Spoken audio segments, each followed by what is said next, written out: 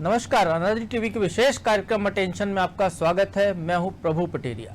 15 साल बाद मध्य प्रदेश में बनी कांग्रेस सरकार के जाने का गम अब कांग्रेस नेताओं को होने लगा है। कांग्रेस के राज्यसभा सदस्य और सुप्रीम कोर्ट के वरिष्ठ अधिवक्ता विवेक तन्खा ने इस दर्द को बयां करने के साथ कांग्रेस के हाथों से सत्ता छीनने के लिए पूर्व मुख्यमंत्री कमलनाथ को ही जिम्मेदार ठहराया है।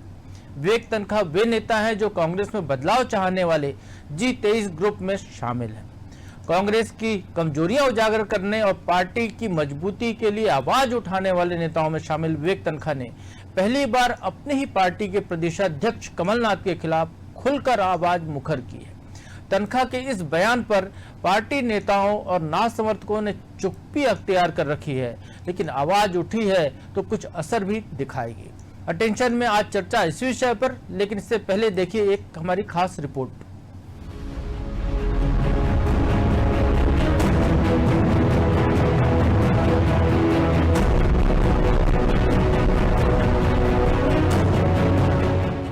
वैसे तो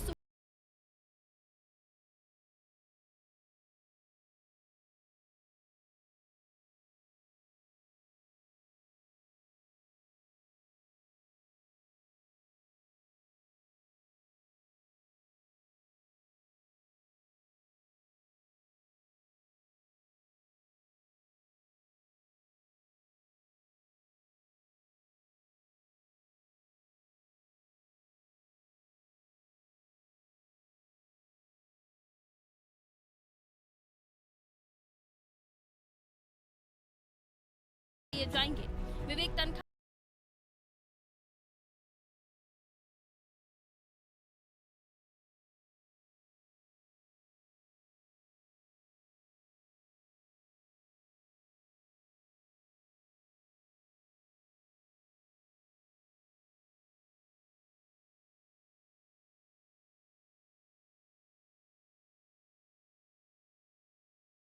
सांसद विवेक तन्खा जी ने बिल्कुल सही कहा है। कांग्रेस पार्टी कभी भी राजनीतिक द्वेष से किसी दल के ऊपर कोई कार्रवाई नहीं करती है। इसलिए भाजपा के नेताओं का ये प्रपंच है कि उनके कार्यकर्ताओं के ऊपर राजनीतिक द्वेष की वजह से कोई मुकदमे लगाए गए हैं, जबकि यह बात बिल्कुल सही है जो कि सार्वजनिक तौर पर सभी के नॉलेज में थे, चाहे ई टेंडरिंग हो, चाहे व्यापम घोटाले हों और चाहे हनी ट्रैप जैसे मामले हों। इन मामलों में किस तरह से भाजपा से जुड़े हुए लोगों की लिप्तता थी, बट फिर भी हमारी सरकार के द्वारा इन मामलों में कार्यवाही करने में देरी हुई, जिसका लाभ भारतीय जनता पार्टी को मिला। कांग्रेस पार्टी कभी बदले की राजनीति नहीं करती।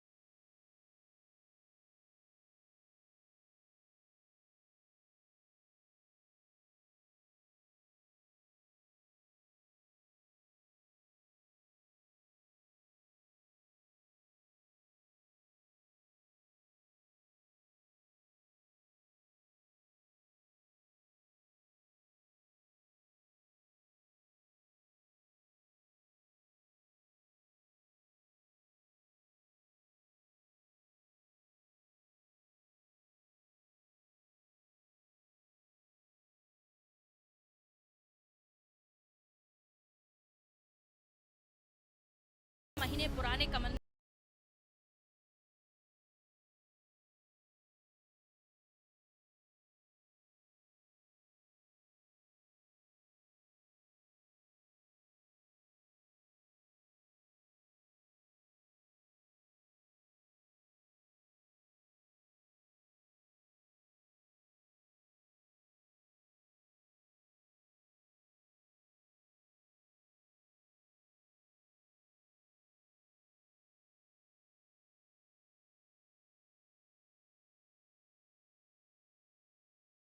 पार्टी में बदलाव की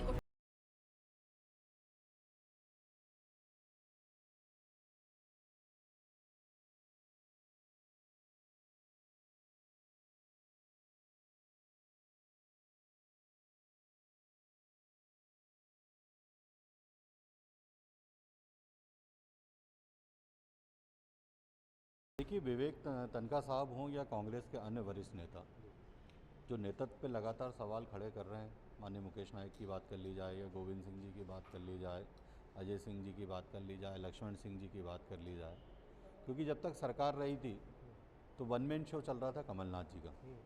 वो एक सीईओ की तरह सरकार को चला रहे थे, किसी की सुनवाई नहीं हो रही थी। स्थिति ये थी कि विधायक अपनी बात नहीं रख पा रहे थे, मंत्री अपनी बात नहीं रख पा रहे थे।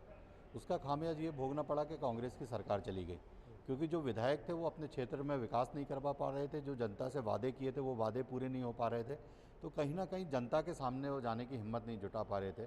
उस समय भी आपने देखा कि लगातार कांग्रेस के वरिष्ठ विधायक, वरिष्ठ नेता बार बार प्रश्न खड़ा करते थे।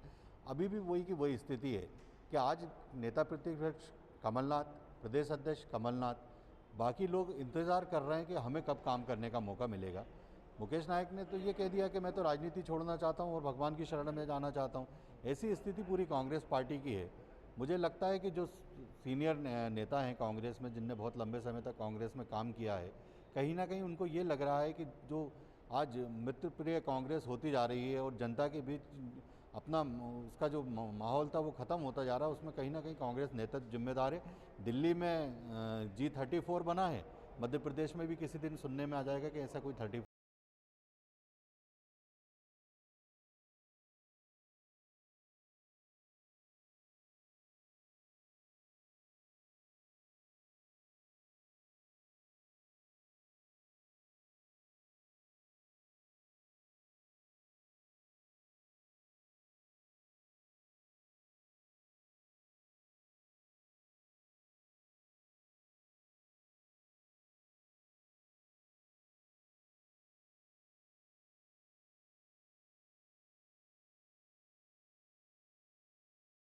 टीवी।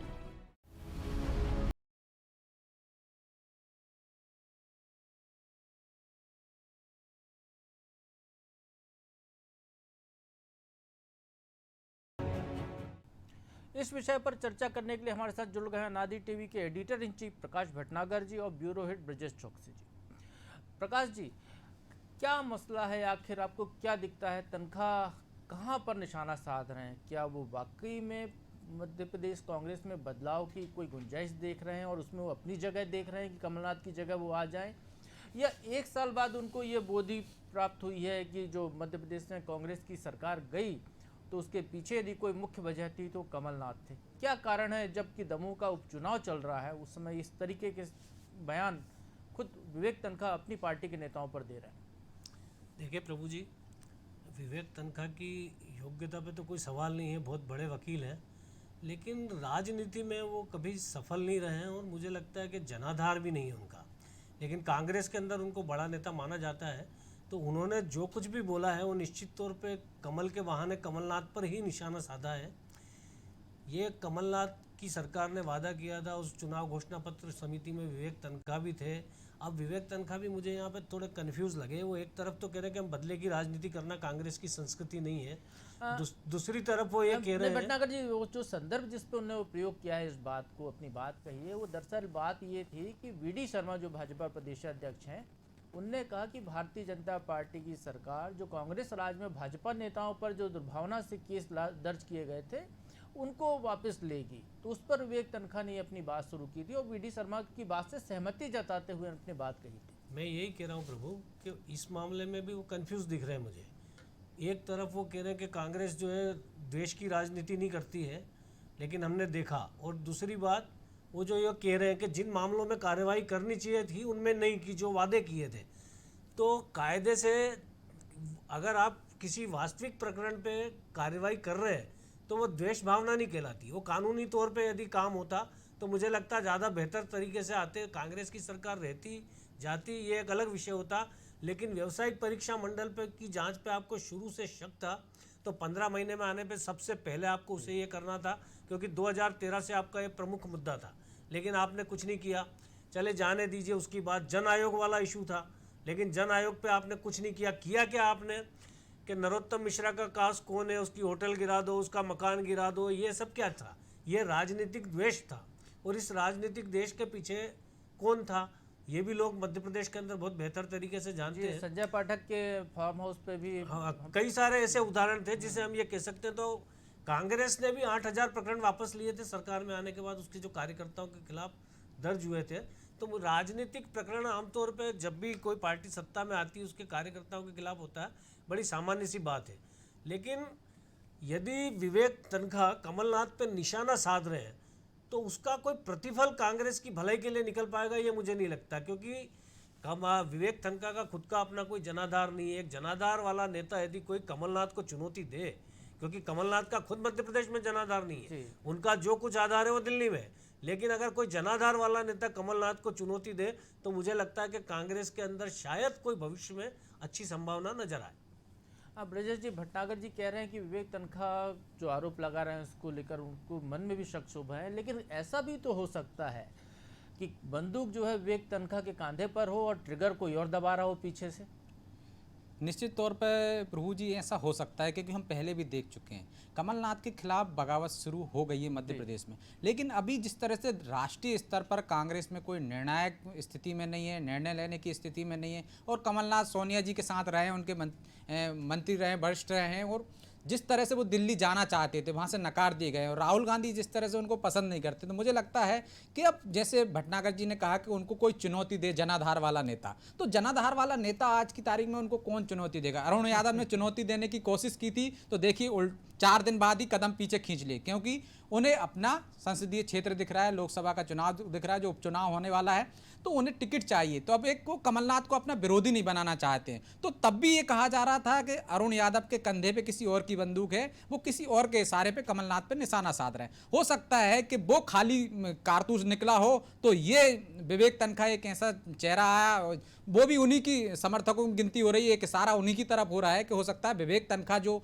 बात कह रहे हैं उसके पीछे भी उन्हीं का दिमाग हो। जैसे कि कहा जा रहा है कि अब आज की तारीख में दिग्विजय सिंह की और कमलनाथ की पटरी नहीं बैठ रही है। हम दमोह में भी उपचुनाव में देख रहे हैं कि अभी तक दिग्विजय सिंह की एंट्री नहीं हुई है। हो गई एंट्री, वहां पर पहुंच गए हैं, आज एंट्री हो गई है, लेकिन जिस तरह से वो शांत बैठे हुए हैं और जहां बगावत जैसी हो रही है, चाहे 28 उपचुनाव की बात हो, चौधरी राकेश सिंह चौधरी के चतुर्वेदी के मामले में दिग्विजय सिंह के खेमा मुखर था, गोविंद सिंह ने विरोध किया था, और अजय सिंह तो लगातार विरोध कर ही रहे हैं, क्योंकि उनके साथ जो घटनाक्रम हुआ था विधानसभा में उसके बाद से वो उनके मुखर विरोधी हैं। रही बात ये कि आप सही कह रहे हैं कि भटनागर जी ने भी सही कहा कि जनाधार नहीं है, तो जनाधार तो कमलनाथ जी का भी नहीं है, लेकिन जनाधार वाले नेता कमलनाथ जी से परेशान है आज की तारीख में। क्योंकि मध्य प्रदेश कांग्रेस में जनाधार वाले नेता कौन है, ये बड़ा सवाल आपको पहले इसका हल खोजना पड़ेगा प्रभु, कि मध्य प्रदेश में जनाधार वाला नेता कौन है। इस सवाल पे आप यदि माथापच्ची करेंगे तो अगर जो कुछ थोड़ी बहुत संभावना जनाधार के मामले में दिखती, वो दिग्विजय सिंह के अलावा किसी के पास नहीं है, और दुर्भाग्य से दिग्विजय सिंह चुनौती देने की स्थिति में नहीं है। भटनागर जी ये जवाब भी आपसे ही चाहूंगा। लंबे समय से आप कांग्रेस को देख रहे हैं, जब कमलनाथ को महाकौशल का छत्रप कहा जाता है तो स्वाभाविक तौर पर महाकौशल में उनके पास जनाधार होगा। जब ज्योतिरादित्य सिंधिया थे कांग्रेस में, उनको ग्वालियर चंबल और इधर का कहा जाता था, ऐसी मालवा का नेता कहा जाता है, तो कुछ तो उनका आधार होगा, तब उस एरिया से लोगों को इनको आइडेंटिफाई करता है। फिर कमलनाथ जी तो इतने बड़े नेता कद के नेता हैं कि ऑल इन वन है वो कांग्रेस में।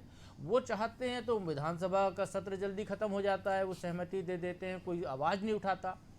वो जब चाहते हैं तब कांग्रेस के कोई सदस्य कुछ बोलते नहीं हैं, हर मामले में सहमति का स्वर उनका आता है। तो इतना बड़ा जनाधार वाला नेता को आप कह रहे हैं कि जनाधार नहीं है।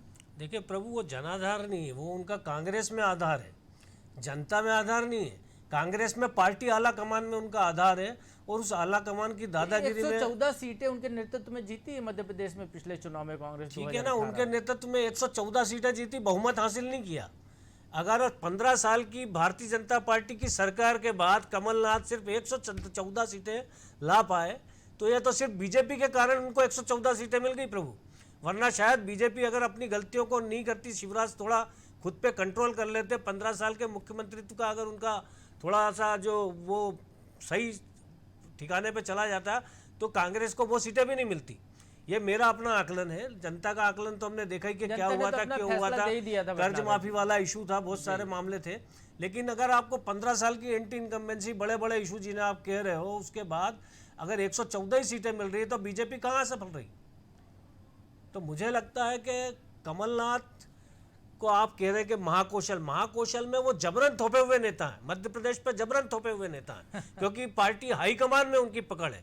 उनकी पकड़ मध्य प्रदेश की जमीन पे नेताओं जनता में नहीं है, छिंदवाड़ा में है। छिंदवाड़ा में उन्होंने अपना आधार बनाया जनता के बीच में, लेकिन मध्य प्रदेश की राजनीति में वो इज अ किंग मेकर। लेकिन इस बार जब वो खुद राजा बने तो हम देख रहे हैं कि उनकी राजनीति सब तरफ फेल ही फेल है। चलिए, किंग मेकर के तौर पर कमलनाथ खासे सफल रहे और किंग जब बने तो फेल हो गए, शायद इसीलिए महाकौशल से ही उनके खिलाफ विरोध के स्वर उठ रहे हैं। लेकिन ब्रजेश जी, 1 साल बाद ये आवाज़ उठी है विवेक तनखा की, बहुत बड़े कद के नेता हो गए हैं विवेक तनखा कांग्रेस में, मध्य प्रदेश कांग्रेस में, लेकिन उनके सुर में सुर मिलाने वाला कोई अभी तक खुल के सामने नहीं आया। जिस तरीके से अभी हम अजय यादव प्रवक्ता को देख रहे थे, वो स्वीकार्यता दे रहे हैं कि जो बात बिल्कुल कह रहे हैं बिल्कुल सही कह रहे हैं, दोनों चीज़ों पर उन्होंने सहमति जताई विवेक तनखा की बात पर। लेकिन कांग्रेस का कोई बड़ा नेता इस पर आवाज़ मिलाता हुआ नहीं दिखाई, ना तो अरुण यादव आगे आए, ना अजय सिंह राहुल आगे आए, ना दिग्विजय सिंह आगे आए। आखिर कांग्रेस चाहती क्या है? क्या कमलनाथ के पीछे ही खड़ा रहना चाहती है? क्योंकि हमने देखा इसके पहले भी विवेक तनखा समय समय पर ही आवाज़ बुलंद करते रहे इसी तरीके से कमलनाथ के खिलाफ, लेकिन और कोई नेता सामने नहीं आता। देखिए मनोज जी, वो प्रभु जी, कि कमलनाथ जो हैं, जैसे भटनागर जी ने कहा है कि बहुत बड़े कद के नेता हैं, तो जो राजनीति में वो दिल्ली तक उनकी पहुंच है, सोनिया गांधी तक उनकी एंट्री है सीधी, वो जो चाहते हैं, जो कांग्रेस के प्रदेश के नेता देख चुके हैं उपचुनाव से लेके और जब सरकार गिरने के बाद तक, जब जिस तरह से केंद्रीय हाईकमान ने उनके आगे हथियार डाल दिए हैं, एक तरह से जो उन्होंने चाहा वो किया है। चाहे राहुल गांधी के माफ़ी मांगने के बात पे कहना हो, उनको गलत कहा कि आपने गलत शब्द बोले हैं, इसके बाद भी वो अपने शब्दों से टस से मस नहीं हुए, बल्कि उसे जस्टिफाई करने पे लगे। तो कमलनाथ को जो देख रहे हैं आज के नेता, जो दूसरी पीढ़ी के नेता हैं कांग्रेस में, तो उनकी हिम्मत कैसे होगी? जो चाहते हैं वो करते हैं। वो एक बाबूलाल चौरसिया को ले आते हैं, कांग्रेस में उनका विरोध होता है, कांग्रेस का एक धड़ा, यदि आप जनाधार की बात करें तो अरुण यादव का थोड़ा जनाधार तो हम मान ही सकते हैं, उनके पिताजी के जिस तरह से अजय सिंह का मान रहे हैं। यदि वो विरोध कर रहे हैं तो उनको भी पीछे कदम उठाना पड़ता है। उन्होंने भी स्वीकार कर लिया कि गोडसेवादी को अब गांधीवादी विचारधारा में ले आए कमलनाथ। तो कमलनाथ का आज की तारीख में यहाँ विरोध करने वाला कोई नेता नहीं, सिर्फ एक नेता है, वो दिग्विजय सिंह। लेकिन दिग्विजय सिंह की जो हालत है कांग्रेस में, जहाँ राहुल गांधी भी कहते हैं, खुद दिग्विजय सिंह कहते हैं कि मैं मंच पे खड़ा हो जाता हूँ तो लोग वोट नहीं देते। दिग्विजय सिंह विरोध करते हुए दिखाई दिए क्या? बड़े भाई छोटे भाई का जो उनका रिश्ता है, आपको कभी इतने सालों में कभी दिखे कि दिग्विजय सिंह कमलनाथ के खिलाफ कुछ बोल रहे हो, कुछ बोल रहे हो, स्वर बुलंद कर रहे हो? बीच में प्रभु जी एक बात आई थी जब कमलनाथ जी ने कहीं कह दिया था मीडिया के सामने कि मैं धोखे में रहा दिग्विजय सिंह के, तो बवाल मचा था। फिर उनको सफाई देना पड़ी थी बाद में कि नहीं, मैंने ऐसा नहीं कहा है। तो मुझे लगता है कि उनको मालूम है कि यदि दिग्विजय सिंह विरोध करेंगे तो उनके लिए उल्टा पड़ सकता है। और दिग्विजय सिंह की कभी ना कभी उन्होंने मदद की है, जब वो किंग मेकर के रोल में थे तो दिग्विजय सिंह को सत्तासीन होने में भी उनका सहयोग दिल्ली में रहा। तो मुझे नहीं लगता कि दिग्विजय सिंह खुलकर उनके खिलाफ आएंगे। दिग्विजय सिंह को तो वैसे भी मालूम है कि चूक चुके हैं, चौहान जैसे हाल हैं कमलनाथ जी के, अब उनके पास कुछ है नहीं है पाने के लिए। यदि वो दमोह चुनाव जीत भी जाते हैं तो कुछ नहीं होने वाला, कमलनाथ जहाँ हैं वहीं रहेंगे, ना दिल्ली में उनके लिए जगह है। मध्य प्रदेश में जो समय बचा है, उनका जो समय बचा है वो काट रहे हैं। वो आगे उनको ना तो नेतृत्व मिलने वाला है, बदलाव निश्चित तौर पर आगे होगा, तो वो सब्र करके बैठे, बस एक आग लगाने का काम कर रहे हैं, भड़काने का काम कर रहे हैं, कि एक माहौल बनाने का काम कर रहे हैं कि दिल्ली तक एक मैसेज जाए कि कमलनाथ के नेतृत्व में सब ठीक नहीं चल रहा है। यही कारण है कि आप देखिए मानक अग्रवाल खुलकर उनके खिलाफ बोले, अरुण यादव बोले, भले ही वो वहाँ परिस्थितियाँ ऐसी आ गई वो बदल गए। अब विवेक तनखा बोले, तो एक के बाद एक नेता आप देखिए इसमें जुड़ते जाएंगे। तो जिस तरह से हम भाजपा प्रवक्ता को सुन रहे थे कि G23 यहाँ भी बन सकता है, G23 जैसे नेता तो लग नहीं रहे कि 23 ऐसे बड़े नेता नहीं है कि 23 लोग इकट्ठे हो जाए कमलनाथ जी के खिलाफ, लेकिन एक माहौल बनने लगा है और ये माहौल का असर है दिल्ली में होता है। यदि आप विवेक तनखा ने बोला, जिस तरह से हम देखते हैं कांग्रेस हाईकमान कैसे काम करता है, एक माहौल बनाया जाता है, वो माहौल का वहाँ तक मैसेज पहुँचाया जाता है, इसके बाद एक ना एक पद उनसे छीनने की तैयारी है। यही शायद मुझे लगता है कि कांग्रेस नेता चाह रहे हैं कि जल्दी जो मध्य प्रदेश के नेता हैं कि कमलनाथ कम से कम एक पद तो छोड़ दें तो कांग्रेस में कुछ जान आ जाए। चलिए, माहौल तो सिंधिया ने भी बनाया था, उनके समर्थकों ने बनाया था, अंततः उन्हें कांग्रेस छोड़कर जाना पड़ा और कमलनाथ कांग्रेस की ये स्थिति हुई। भटनागर जी, ये जो गाइडेड मिसाइल जो है विवेक तनखा की जो चली है, ये दमोह उपचुनाव के ठीक मौके पर आई है, तो इसके क्या राजनीतिक मायने आपको दिखते हैं? क्या वाकई में कमलनाथ को डैमेज करने के लिए ये बात अभी आई है कि जब दमोह के उपचुनाव चल रहे हैं तो ये जो सीट है जहां पर कांग्रेस कुछ टक्कर की स्थिति में भी दिखाई दे रही है, वहां पर कोई नुकसान हो जाए उसको? देखिए, मुझे लगता है प्रभु के दमोह का उपचुनाव अब एकमात्र इकलौता उपचुनाव है। पिछली बार 28 सीटों पर उपचुनाव हुए थे, इस बार एक ही उपचुनाव है। दूसरी बात कि भारतीय जनता पार्टी वहाँ पे काफ़ी मजबूत स्थिति में है। उम्मीदवार के खिलाफ भले नाराजगी हो वहाँ पे, लेकिन ऑर्गेनाइजेशन के स्तर पर कांग्रेस छिन्न भिन्न है और उसका फ़ायदा भारतीय जनता पार्टी को इसलिए मिलेगा कि उसका एक मजबूत ऑर्गेनाइजेशन तो है ही सही, सरकार में भी वो है। तो मुझे नहीं लगता कि वहाँ कोई कांग्रेस चुनौती दे पाएगी बीजेपी को। लेकिन उसके बावजूद विवेक तनखा ने ऐसे समय पे ट्वीट किया है, तो विवेक तनखा के ट्वीट का कोई असर दमोह उपचुनाव में पड़ेगा, ये मुझे नहीं लगता। जो होना है दमोह उपचुनाव में वो तो होगा ही होगा, लेकिन विवेक तनखा के कुछ करने से कांग्रेस का कोई फायदा होगा या कांग्रेस का कोई नुकसान हो जाएगा, ऐसा कुछ नहीं होगा। या बीजेपी को कोई बहुत ज़्यादा फायदा हो जाएगा, ऐसा भी कुछ नहीं होगा। मुझे लगता है कि विवेक तनखा ने जो कहा वो आप इसी पे गौर करिए कि जो 23 नेता थे जिन्होंने सोनिया गांधी के खिलाफ बोला था, उनमें से विवेक तनखा, तो उसमें अधिकांश नेता विवेक तनखा की श्रेणी के ही हैं, जिनका राजनीतिक कद बहुत ऊपर बढ़ा है, लेकिन ज़मीन पर जिनका प्रभाव नहीं है। तो ये स्थिति अगर विवेक तनखा का प्रभाव होता जबलपुर के अंदर, जहाँ के वो जाने माने वकील हैं, उनकी एक जबलपुर से आइडेंटिटी भी विवेक तनखा की होती है, तो उस हिसाब से आप अगर गौर करेंगे तो वो काफ़ी बड़ा नाम है, लेकिन वो वहाँ पे चुनाव हारते रहे। चलिए, ये तो विवेक तनखा की अपनी बात हुई कि वो चुनाव हारते रहे, लेकिन ब्रजेश जी जैसे G23 की बात आई, चिट्ठियाँ लिखी गई, उस पर कोई असर नहीं हुआ। विवेक तनखा ने ये बोला, इस पर भी कोई असर होता हुआ दिखाई नहीं दे रहा है। तो क्या कांग्रेस के यदि उद्धार की बात हो, कोई भविष्य में कांग्रेस के सुधार की बात हो, तो सारे मामले में कि ऐसे ही जो है न कारखाने में तूती की आवाज़ की तरह दबती चलेंगी आवाज़ें, या कहीं कोई सुनवाई होगी कांग्रेस के अंदर, आपको लगता है, क्या लगता है? देखिए प्रभु जी, अभी तो ऐसे हालात दिख नहीं रहे हैं। चाहे हम दिल्ली की बात करें, जब तक दिल्ली में राष्ट्रीय अध्यक्ष का उनका निर्णय नहीं हो जाता, जिस तरह दिल्ली में बगावत के सुर बार बार उठ रहे हैं, तो मुझे नहीं लगता कि तब तक कमलनाथ जी का कुछ होने वाला है। जब तक दिल्ली में पूरा परमानेंट अध्यक्ष नहीं मिल जाता उनको, चाहे वो राहुल गांधी बने या फिर सोनिया गांधी बने या फिर तीसरे किसी का जो संभावना हो वो बने। हालांकि जैसा दिख रहा है सब तय कर रहे हैं। यूथ कांग्रेस की अभी बैठक हुई तो उन्होंने कहा एक मत से सब कि राहुल गांधी को राष्ट्रीय अध्यक्ष बनाया जाए। तो अब राहुल गांधी कब तैयार होते हैं? मुझे लगता है कि राहुल गांधी जब राष्ट्रीय अध्यक्ष बनेंगे तब प्रदेशों में बदलाव देखने को मिलेगा हमें। चाहे हम राजस्थान की बात करें, वहाँ भी इतनी बगावत हुई, जिस तरह ज्योतिरादित्य सिंधिया के नेतृत्व में मध्य प्रदेश में बगावत हुई, इसके बाद वहाँ भी कुछ नहीं हुआ, ना सचिन पायलट को कुछ मिला।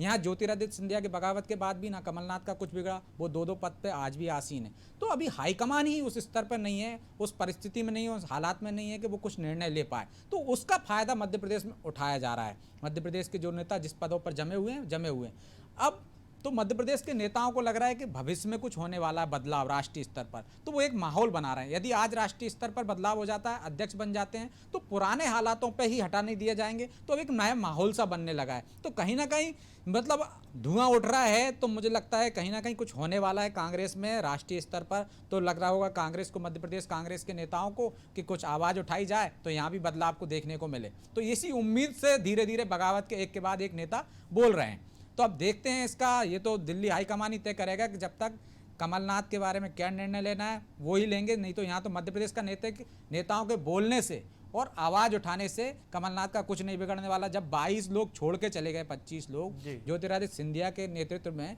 तब कमलनाथ का कुछ नहीं बिगड़ा। तो आज ऐसे कोई हालात नहीं है कि उनका कुछ बिगड़ सके। वाकई भटनागर जी, बड़ी चिंता का विषय है कि कांग्रेस की हालत ऐसी होगी मध्य प्रदेश में कि कमलनाथ जी जो चाहते हैं वही होगा, उसके अलावा कुछ नहीं हो सकता। क्या अपरिहार्य कांग्रेस में कमलनाथ लगते हैं आपको मध्य प्रदेश में?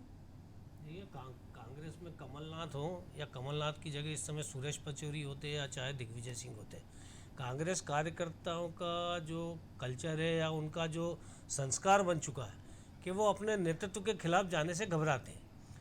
ये वो कोई बहुत यहाँ पे अनुशासन का डंडा भी नहीं चलता कांग्रेस में। जैसे भारतीय जनता पार्टी में बोलो तो पूरा करियर चौपट हो जाता है, कांग्रेस में ऐसा कुछ नहीं होता है। लेकिन फिर भी वो उसी लाइन पे चलते हैं। नेता चूँकि कमलनाथ दिल्ली में टिकट दिला सकते हैं किसी को, किसी का टिकट कटा सकते हैं, उनकी जो सक्षमता है वो चाहे जिसे मंत्री बनाना है तो मंत्री बना सकते हैं।